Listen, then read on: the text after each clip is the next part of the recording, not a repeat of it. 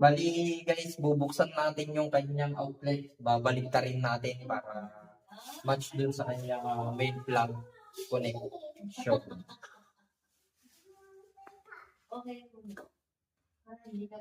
Then, para makita nyo kung anong wire size nung ginamit natin dito sa may water heater connection.